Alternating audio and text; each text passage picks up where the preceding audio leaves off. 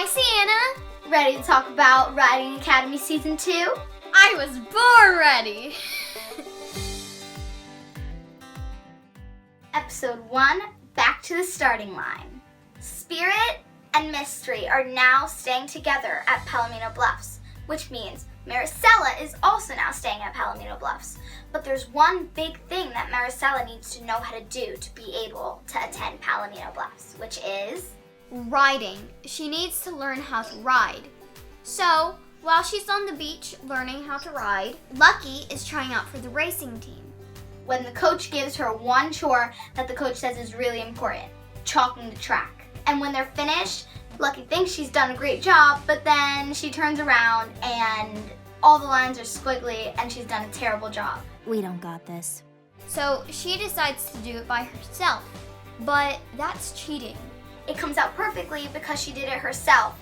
And now the coach is super happy and lets her become a racer on the team.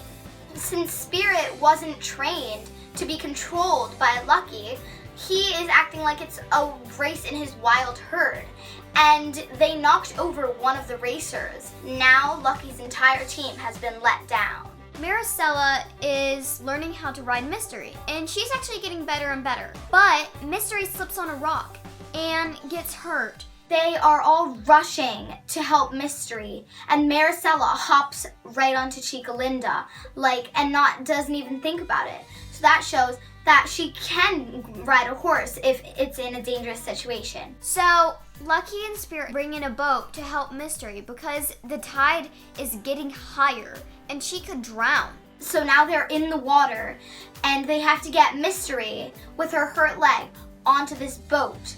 But while they're on their way out, the tide keeps rising and rising, and Mystery and the boat get caught between two rocks. And it's hard for Spirit to keep his balance because he couldn't use the track. So finally he learns how to do it, and they get Mystery safely out. Once Mystery is safely out, the veterinarian checks Mystery and says, Could be a minor flexor sprain, but nothing too serious. the coach is not happy at Lucky for chalking the track by herself, but she sees that Lucky is great at rescuing the animals and that Lucky is still on the team. You mean I'm still on the team? Unless you'd rather focus on rescuing horses trapped in caves. Finally, Lucky apologizes to her coach, realizing the importance of practice. And Maricela decides that she's going to be a horse rider so she can go to the school. Perhaps we should give riding one more try. What do you say? I think that Mystery and Spirit are in love is amazing because there's never any horse romance. And also, it's just great to have Mystery and Maricela there. It adds a whole new story to all of the episodes. I was really proud of Maricela for riding a horse because she finally went out of her shell. Definitely. Episode 2, the SS Friendship. The pals are having a hard time getting used to Maricela. She is taking over everything, like their room, their lives, and everything in between. So they're trying to let her down easy and say that she needs to find some new friends. She decides that she wants to bond with her roommate, Priya, and realizes that they have a lot in common. 100 strokes in the morning, 100 at night will keep your hair healthy, bouncy, and bright. She bonds with Priya and ends up forming a group with Priya, Sahir, and Alex, the Poshy Posse. They invite her to play croquet games with her, which is on their horses. Maricela feels left out because, of course, she's not amazing at riding horseback yet. And there's a dance coming up with the vice president. And the vice president is on a ship going towards the beach, but it's really foggy and they can't see. Later, the pals hear a ship horn and they need to operate the foghorn so the ship doesn't crash. So they try to blow it, but they accidentally break the lever off. So Maricela comes along and she helps teach them how to project their voice and sing a song so they can hear and stop the ship before they crash into rocks. And were able to stop the boat just in time. At the party, before Maricela had come to the cave to save the ship, Maricela had been excluded by Alex and Priya and Zahir. Well, don't worry that you're not as sophisticated as we are. You'll catch up someday. Maricela realizes that her new posse of friends aren't really her good friends, and that the PALS were her true friendships. And that's the episode. Maricela actually did a pretty good job trying to find new friends, even if they weren't the right ones for her.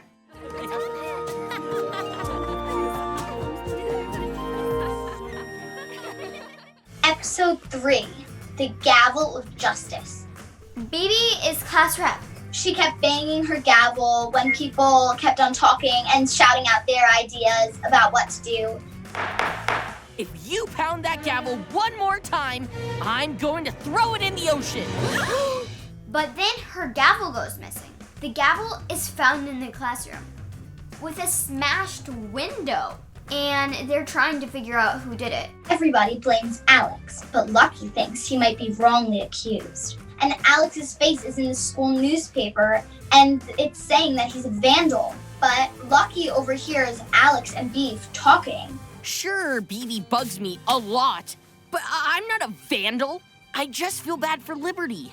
I'm not allowed to ride her for a month. So, Lucky finally finds out that he was with his tutor at the scene of the crime, and he did not do it. Ugh, fine. I have a tutor to help me with my grades. Are you happy? Since Alex does not want to tell anybody that he has a tutor, they decide to use his alibi as being he was buying taffy. So they tell the headmaster that that was his alibi and he was clear, and now he can ride Liberty again.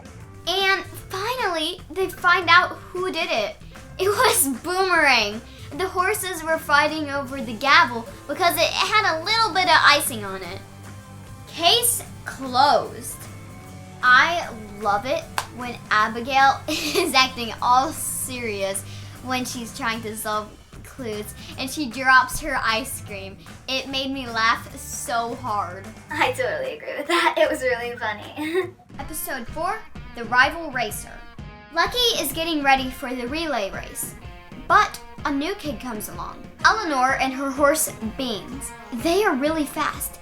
You'll spend the next week training together, learning one another's strengths. By week's end, you will decide who's better to anchor the team. Eleanor is great at taking the turns, while Lucky can really speed up on all the straightaways. After that, Jack hits his head on a rock. He falls down. But when Jack falls off his horse and gets hurt, Eleanor and Lucky work together to help him. Eleanor is racing for help. Lucky is right behind her, and they save Jack. Doctor said Jack has a concussion, but he'll make a full recovery.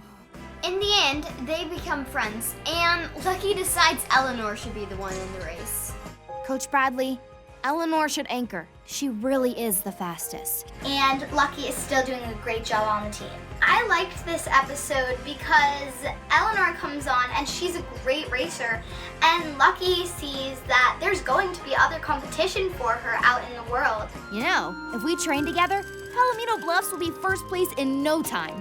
Episode 5, Valentine's Day. This episode starts with Lucky, Pru, Abigail, and Maricela all in the barn. Abigail has a sign that says, "Will you be my date to the Valentine's Day dance?" asking Boomerang if he'll go to the dance with her. Constance Comportment says a lady should always have a proper date to social affairs, and a horse is not a proper date. Pru, Lucky, and Abigail say, "Oh, we're just all gonna go together to the dance." While that is happening, a new couple is arriving, and they want their daughter to go to this school. But as they walk off, Lucky overhears them talking about and asking the headmaster if the school's security is tight. How's your security here?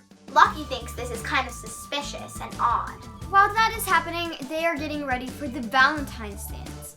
And Pru develops a crush on Zahir. But Pru tells Lucky and Abigail not to get in the middle of it. Of course, they're the pals, and they're going to try and help her, even if she doesn't listen. So they try to make sure that both Pru and Zahir think that there is a dressage meeting in a classroom when they actually planned a Valentine's Day picnic for them. But it all goes wrong, and Pru gets there first, and Pru sees what the pals are doing, and Sahir ends up not finding out. While that is happening, Liz thinks there are Valentine's ghosts that will haunt your soul. So she's putting wheat all around because she thinks they have a wheat allergy. And while the dance is happening, a group of thieves plan to rob this school. And the thieves seem a lot like the new parents. So they have to outsmart the thieves to try to save the school. Won't you love us forever? Girls, you never cease to amaze me. Thank you. Meanwhile, at the dance, Maricela thought Turo wasn't gonna come, but he arrives just in time. Thank you, Turo. And Pru dances with Sahir, and they all enjoy the party. I think it was good of Abigail and Lucky really trying hard to keep Pru's secret, and that showed that they were really good friends.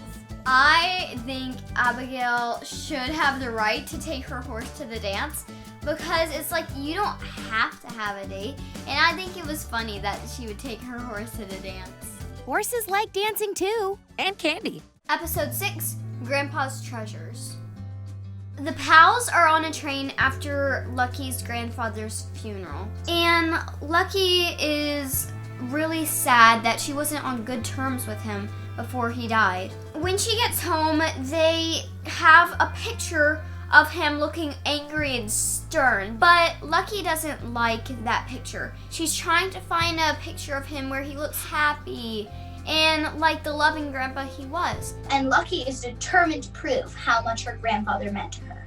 They end up going to the grandfather's house and find a bunch of toys and items that her grandfather kept. Turns out her grandfather was way more sentimental than people thought. Then, at the end of the episode, Lucky finds out Grandpa left his Rosemead Valley Manor to me?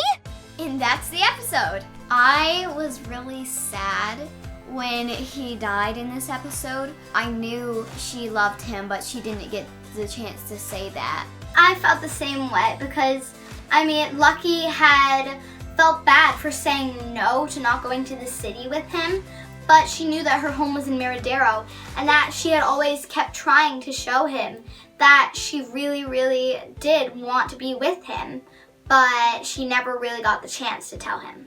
He loved me, and I loved him. Episode 7, There Will Be Mud.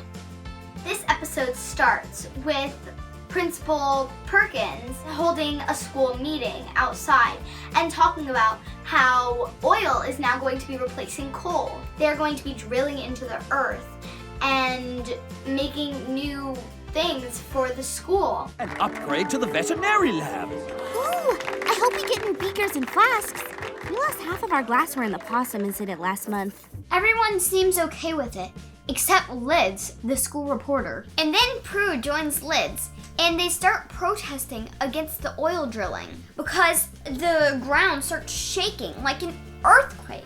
And the drilling causes mud to erupt out of the top of the mountain. It's a mud volcano heading right towards the school. So the pals have a plan. They are going to use sleds to redirect the mud into the ocean. So they start running with their horses with the mud sleds behind them to make a path for the mud to go in so it doesn't devour the school. And Headmaster Perkins sees that what they're doing. And yet again, Lucky and her friends save the day, and the school is saved. And then, Pru, Lucky, Abigail, and Maricela ride their horses home towards Miradero. And that's the episode! I'm really proud of Liz and Pru for standing up with what they believe in because they were doing the right thing and that they were saving the earth and that later on they were proved right for doing the right thing. I don't think Palomino Bluffs needs those improvements. Yeah, it's already pretty great. Yeah. Episode 8, Race to the Finish, Part 1. The pals are back in Miradero and they decide to visit Rosemary Valley. That's her grandfather's mansion that he left to her. Turns out it is not in great shape. So the family is super disappointed and they see that the gazebo has been broken and crushed and even the greenhouse and the fountain. They all decide to get summer jobs to afford fixing up the home.